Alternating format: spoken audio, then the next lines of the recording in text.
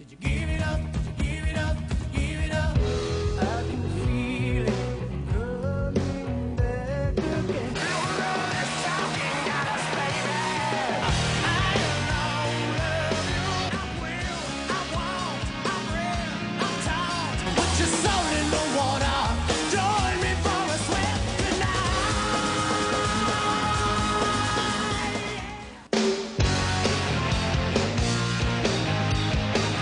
We're from York, Pennsylvania, and it's a city of like 40 or 50,000 people, home of the peppermint patty.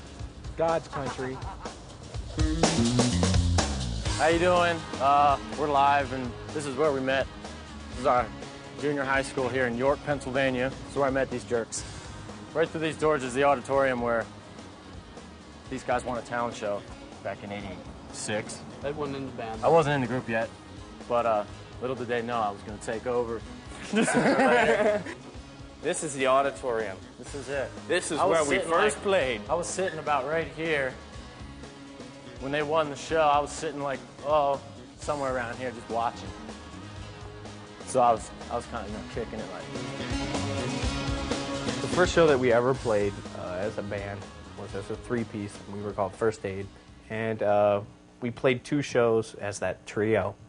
The second one we were called Action Front, and again, that was for another talent show. That was actually on television. And so to improve ourselves, to better, able ourselves to play more talent shows and win, we thought that we needed a lead singer.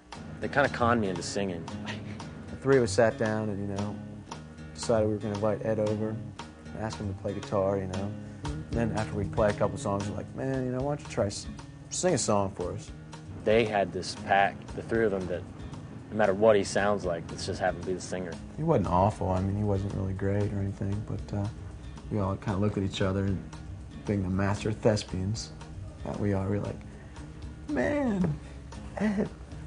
It was really emotional. We were all acting like we were crying. No, yeah, so Ed later told us, he had the same intentions. He brought his guitar with the intentions of singing in the band, so, it worked out pretty well. Okay, this is the music room where Mr. Karn, our jazz instructor, put us together. Oh my God, look, here he is! What up, Karn? How you doing, man? What's up? Gentlemen. Now, this is Don Karn. He put us together. They were like a junior high school teacher's dream. And so I think they had aspirations of starting a rock band. Chad Taylor told me that they were going to be famous someday. And I think, yeah, right, Chad, sure. Yeah, right. Guess what?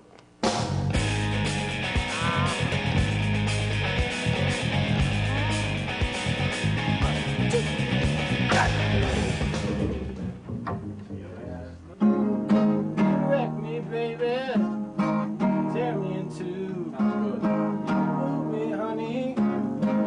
Yes, you do.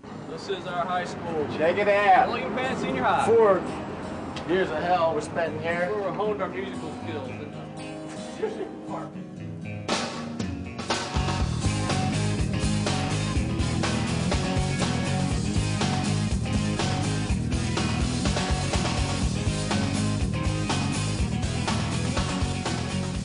Check it out.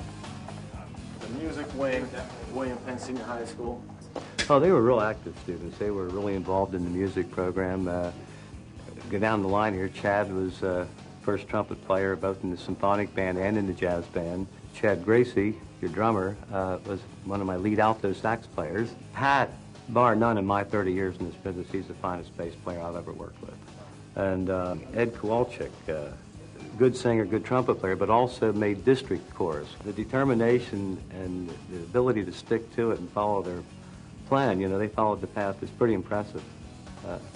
And I think that's a great part of their success.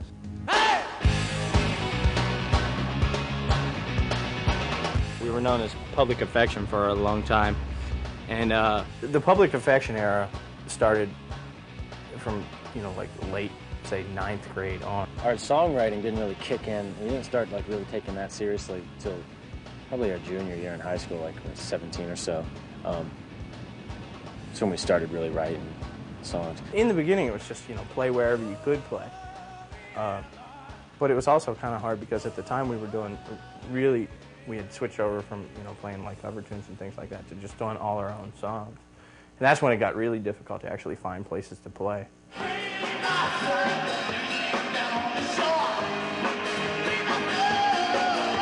There weren't any like monumental gigs really, except the Chameleon. You know, the Chameleon was always an oasis. But when we started to get serious about getting a record contract and stuff, we went to CBGB's a lot and various other little. Once in a while we go to a different bar in New York, but it was mainly CB's. So we had to travel when we wanted to start getting serious.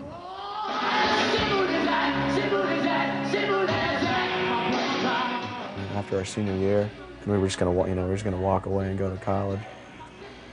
And I was fine by that. I didn't. Hey, whatever.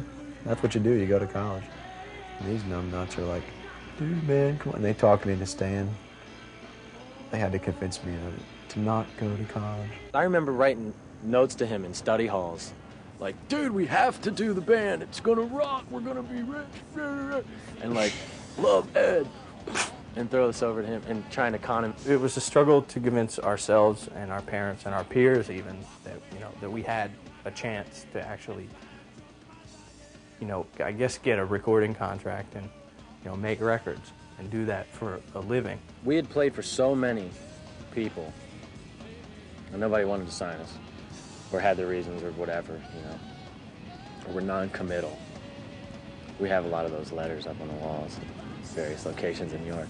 Out of the blue, this guy just, Phil came down to see us, or the guy who signed us to Radioactive came down to the 930 Club. In Washington. Yeah, and was like, yeah, I'm really into you guys, and I want you to come to New York on Monday and play another show if you can. Next thing you know, he's sending us off to like record like a record that cost, you know, whatever, more money than we'd ever seen in our entire lives. And 2 years after we graduated, we signed with Radioactive.